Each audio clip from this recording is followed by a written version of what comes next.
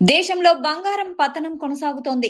Fed వడ్డీ రేట్లను యథాతథంగా ఉంచడంతో గోల్డ్, సిల్వర్ విషయంలో తీవ్ర ఒత్తిడి నెలకొని ఉంది.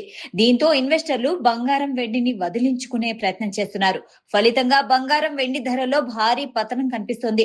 ఇక ఎంసీఎక్స్ లో శుక్రవారం బంగారం, వెండి భారీగా తగ్గాయి.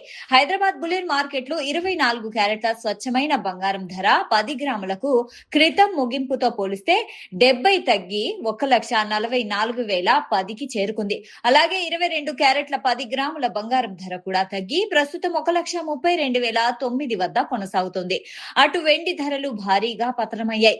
గత మార్కెట్ క్లోజింగ్ రేట్ తో పోలిస్తే కిలో వెండిపై 790 తగ్గింది. ప్రస్తుతం హైదరాబాద్ బులియన్ మార్కెట్ లో కిలో వెండి 2,19,730 వద్ద కొనసాగుతోంది. మరోవైపు మల్టీ కమోడిటీ ఎక్స్చేంజ్ ఎంసీఎక్స్ లోను బంగారం భారీగా పతనమైంది. ప్రస్తుతం ఆగస్టు 5 ఫ్యూచర్ కాంట్రాక్ట్ లో ఎంసీఎక్స్ 24 క్యారెట్ల బంగారం ధర 10 గ్రాములకు 1,42,490 వద్ద ట్రేడ్ అవుతుంది. గత ట్రేడింగ్ సెషన్ ముగింపు ధరతో పోలిస్తే ఇది 742 తగ్గింది. అటు వెండి కూడా తగ్గింది. సెప్టెంబర్ 4 ఫ్యూచర్ కాంట్రాక్ట్ లో ఎంసీఎక్స్ లో కిలో వెండి ధర ప్రస్తుతం 2,19,103 వద్ద ట్రేడ్ అవుతుంది. గత ట్రేడింగ్ సెషన్ తో పోలిస్తే వెండి ధర కిలోకు 864 తగ్గింది.